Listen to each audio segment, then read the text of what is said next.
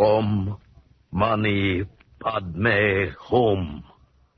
The Green Lama strikes for justice. And now we bring you another exciting adventure taken directly from the files of Jethro Dumont, the wealthy young American who, after 10 years in Tibet, returned as the Green Lama to amaze the world with his curious and secret powers in this single-handed fight against crime. I am Tulku. When Jethro Dumont returned to America from my country, Tibet, to become the Green Lama, it was my duty and pleasure to serve him. Oh, many have wondered why Jethro Dumont is called the Green Lama. Jethro Dumont is a Lama because of his great wisdom and powers of concentration. And the Green Lama because green is one of the 6 sacred colors and is the symbol of justice. The story of the Green Lama and the man who never existed began late one afternoon at a major air terminal in New York City. A huge 4-motor transport was standing at one of the passenger gates, and the tall, straight figure of a man was moving through the crowd. How about a statement, Mr. Dumont? How long are you going to be in town? Are you here for a new case? One question at a time, please. First, I live here, so it's difficult to say how long I may stay. Secondly, I know nothing of a new case, as you call it. Telephone for Mr. Jethro Dumont. Oh, excuse me, please. There's a call for me. Oh, sure. Exalted one, wait for me. Tulku, my friend. Oh, welcome home, O Lama. Tulku, this is Mr. Howard Crane, Daily Gazette. How do you do? Lobby, please. I'll talk to you later, Mr. Dumont. Yes, thank you. Come, Tulku, my friend. Oh, I still don't understand your newspaper, man. Frankly, Tulku, I don't always understand them either. Excuse me. This is Jethro Dumont. Jethro, thank heaven I've gotten in touch with you. Professor Hendricks. Yes, well, Jethro. It's been a long time. Jethro, let me talk, please. I may not have much time. I need your help. Anything you ask, my friend. I had intended to just disappear, but for Martha's sake, I must fight this. Jethro, I must see you at once.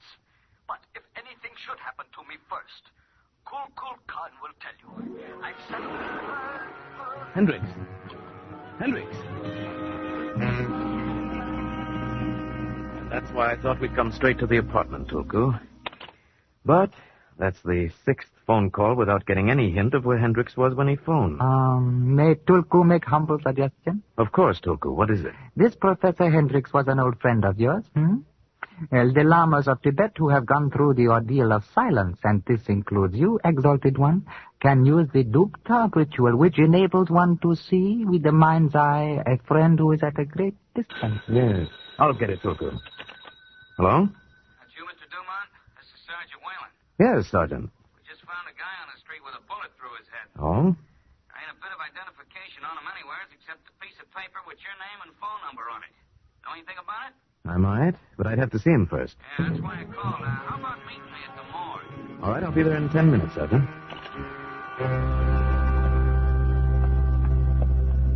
Hello, Mr. Dumont. Hello, Sergeant. You remember Tulku? Oh, yeah. Hiya, Booty. Hello. What about this man you found, Sergeant? Right over here, Mr. Dumont.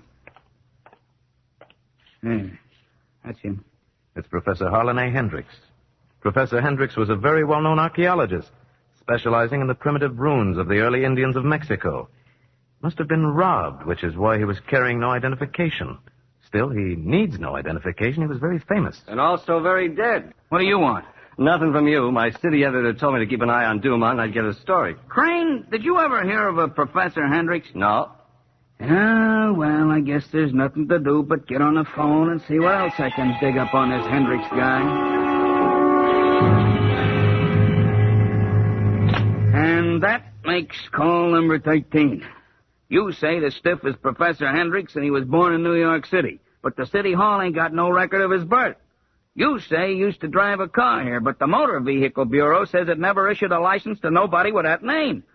Except for you, Mr. Dumont, Professor Hendricks never existed. Sergeant, the Museum of Primitive Art has been showing some of the professor's discoveries. The director of the museum should know him well enough to identify him. Yeah, that's a good idea. Let's run up there right now. I think I'll go along with you. All right, Mr. Crane. You're hanging it crookedly. Hey, you. What is it? Who are you? Fillmore Merton, director of this museum, and I don't care for your tone. Oh, well, that's too bad. I'm Sergeant Whalen, New York Police. This is Mr. Crane. How are you? Mr. Dumont. Dumont? Mr. Jethro Dumont, the Green Lama? Yes, I'm the Green Lama. Well, you know, I've always followed your exploits in the press with keen interest. All right, now, just a minute. This is a police inquiry, Mr. Merton. Kindly speak when you're spoken to, you policeman. I think you better answer the sergeant's questions, Mr. Merton. This is a very serious matter. Yeah, you bet it is. Now, Merton, you ever hear of a guy named Hendricks? Harlan Andrew Hendricks? Well, of course. He quite recently discovered a Maya temple in Mexico with some extremely rare pieces of Maya wood carving in a perfect state of preservation. Now, we've been having an exhibit. I do not want to lecture. Just tell me when you saw Hendricks last. Oh, I never saw him. Well, then how do you know him? By correspondence, of course. In fact, I had a letter from him only yesterday. I'm leaving tonight to visit him at his excavation near Mexico City. You mean you didn't know that Hendricks was in New York City? Oh, that's quite impossible. Huh? Well, somebody murdered him here this morning. Oh, dear. This is such a frightfully upsetting day. First the robbery last night, and now the... Robbery? What robbery is that? Well, it's just that someone broke in and made off with one of our best pieces from the Mayan exhibit belonging to Professor Hendricks. What was stolen, Mr. Merton? A piece of Mayan wood carving. A very fine Kukulkan. Now, Kukulkan was Of course, I remember. Kukulkan was the great Mayan creator god and was usually represented as a feathered snake. Yes. Of course, that's it. And you say it was stolen last night. That's right, Mr. Dumont. Well, under the circumstances, Mr. Merton, I guess you won't need to make your trip to Mexico. Oh, there will still be details to work out concerning another exhibit of the things he's already uncovered. I suppose I can still make arrangements with the professor's daughter in Mexico. Oh, he's got a daughter there? What's her name? Miss Martha Hendricks, I believe. One moment.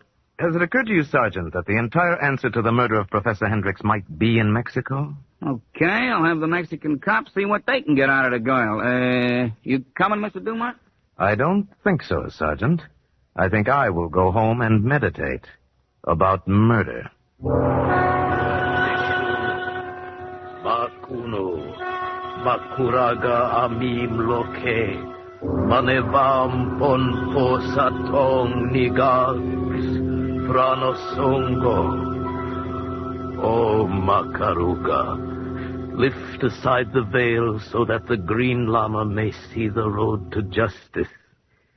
Exalted one? Yes.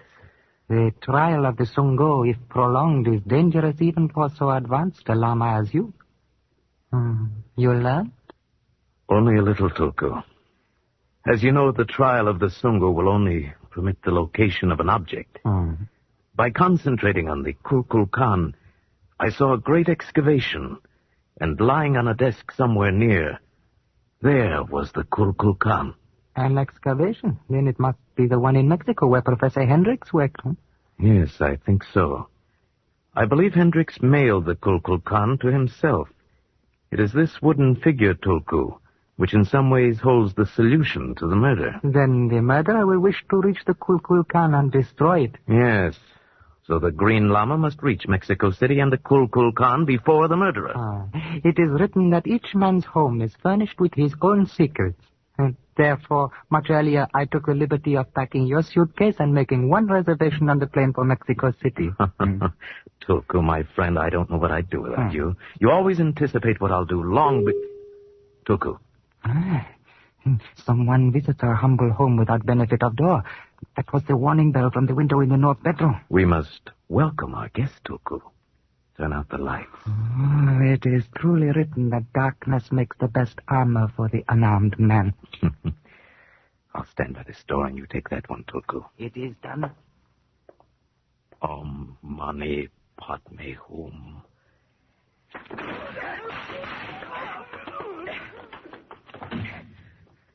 Tulku, are you all right? Yes, exalted one. But Tulku is most embarrassed. I reached for him but managed to get only his gun. Oh, it's all right, Tulku. It was enough to make him fail. And having failed once, my Lama, he will try again. Well, Mr. Merton, I was hoping this would be the plane you were taking. Mind if I join you? Well, Mr. Dumont, well, this is a surprise. I had no idea you were going to Mexico. I decided rather suddenly. Well, then this must mean that you're going to do something about the death of poor Professor Hendricks. I'm so glad. Tell me, Mr. Dumont, do you believe there is a connection between his death and the theft of the Kulkul Khan from our museum? Yes, I believe there is a connection. I think that Professor Hendricks might not have been murdered if the Kulkul Khan had not been stolen. Oh, dear me. I realize, Mr. Dumont, that I'm not the athletic type. But if there's anything I can do to help you while we're in Mexico, I shall be most happy to do so. Thank you, Mr. Merton. However, I don't think it's necessary. And it might be dangerous. Oh? Earlier this evening, someone entered my apartment and fired several shots at me before escaping. Obviously, the murderer is on his way to Mexico to destroy what he thinks is the only clue to his identity, perhaps to kill again. He may even be on this plane. Why, I believe you're trying to frighten me, Mr. Dumont. Well, after all, Mr. Dumont, there's only you and me, and... Well, surely, Mr. Dumont, you're not suspecting me. Please, What's the matter, Merton? Did you choke on a Kulkul Khan? Well, Mr. Crane, what are you doing here? I'm just going along for the ride. Oh, dear, I feel quite ill. I hope you gentlemen will excuse me. Perhaps the stewardess has a remedy for air sickness. There, must be a pretty big story involved if your editor's sending you to Mexico. Same old story. Of course, it'll be a bigger story if I should hit on the answer before the Green Lama does. How did you know I was going to Mexico City, Mr. Crane? Well, you know how it is. In a way, your racket and mine are alike. Oh? We both go around sticking our noses in a business that doesn't concern us. I wonder which one of us will live the longest.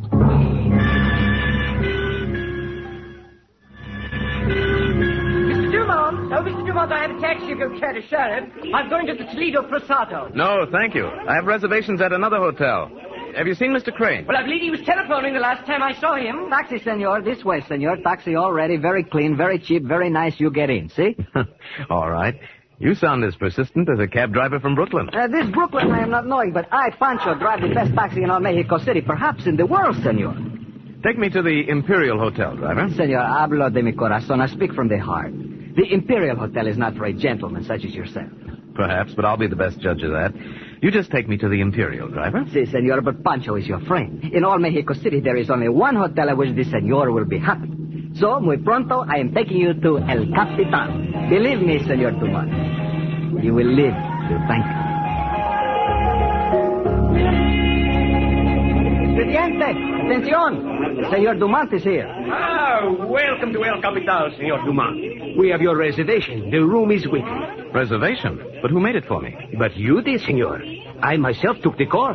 Oh, I see. Your room, senor, is 609. Pancho, clerk, where'd the taxi driver go? Oh, no, senor. Taxi drivers, they are here today, gone tomorrow. Yes, but they seldom go without being paid. Perhaps he will remember later and return, senor. In the meantime, your room awaits you. We, the El Capital, senor, are proud to have as our guest the great and celebrated Lama Verde. I trust your stay here will be pleasant, senor. I thought they'd have someone waiting up here for me, but I never thought it would be such a pretty girl. You are Mr. Dumont, aren't you? Yes? I'm Marta Hendricks. My father was Harlan Hendricks. Mm-hmm. Do you have any proof of your identity? I'm afraid I don't understand. Why should you ask me that? How did you know I would be here? Why, my father often spoke of you as his friend. He once told me that if I needed help to call you, and he gave me your phone number in New York. I see. When I learned that my father was dead, I called, and your friend Tulku said you were on your way here. I see. I'm sorry, Marta, if I seem suspicious. Mr. Dumont, I'm frightened. Just before I came over here to wait for you, someone called and told me to leave Mexico. How long ago did you receive the phone call? Oh, 30 or 40 minutes ago. That was about the time I was at the airport. Marta, did a package arrive today for you or your father from New York? Why, yes. There was an airmail package addressed to Dad, but I didn't open it. I didn't know then. Where is that package? At Dad's office out at the excavation. Mm-hmm. Marta, I think that package is the key to your father's murder. Oh. We have to get it before the murderer does. Come on.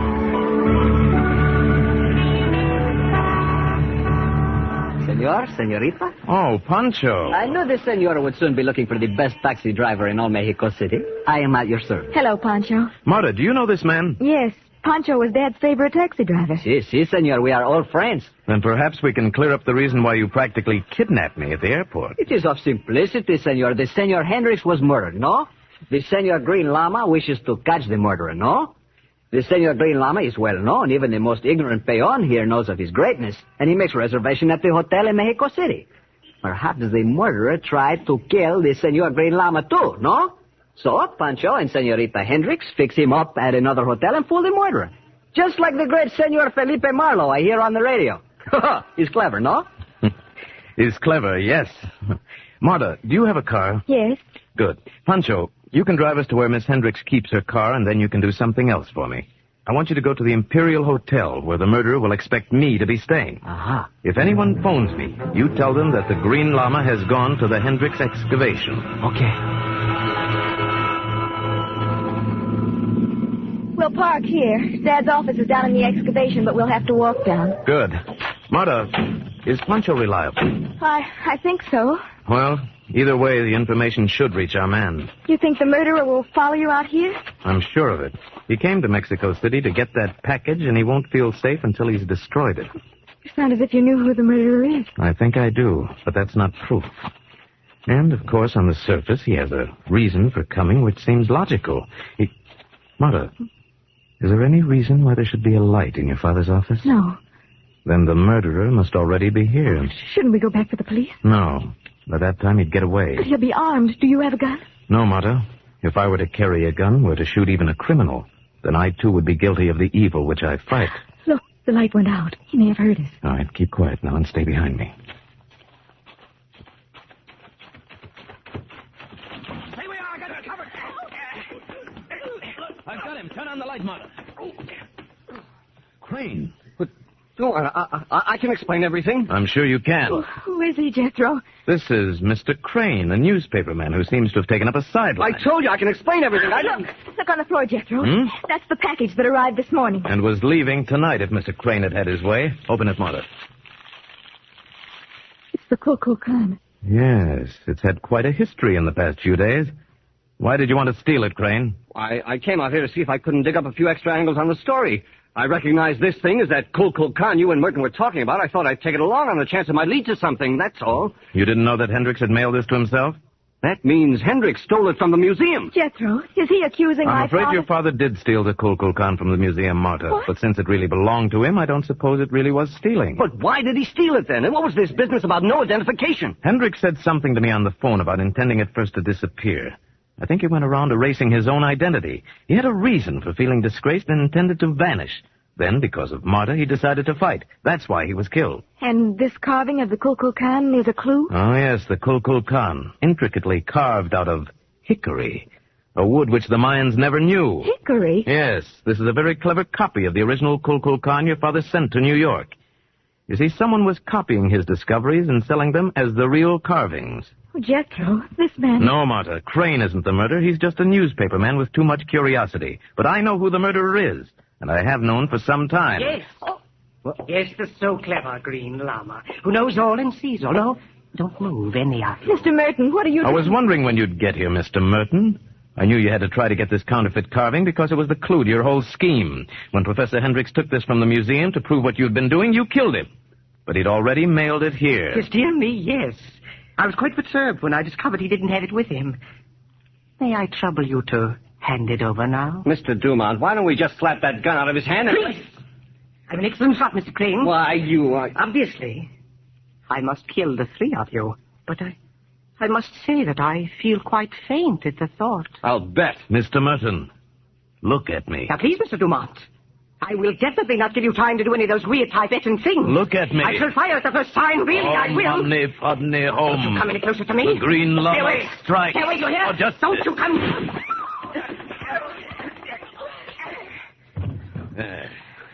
Oh, boy, that's some right you packed, Dumont. He sounds like a light. Jethro, are you all right? He fired right at you. Yes, I'm all right, Marta. And the murder of your father is brought to justice. And all because of this little hunk of wood.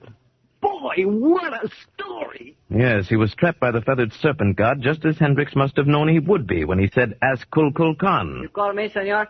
Pancho. No, what made you think I called you? I heard you say, ask Kukulkan. That is me, senor.